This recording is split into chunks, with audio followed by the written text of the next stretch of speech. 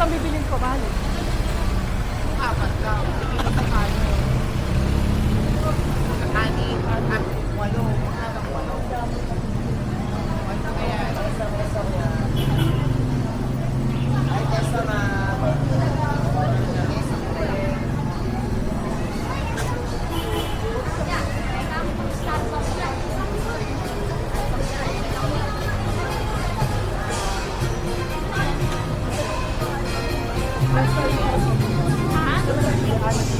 Ang bango?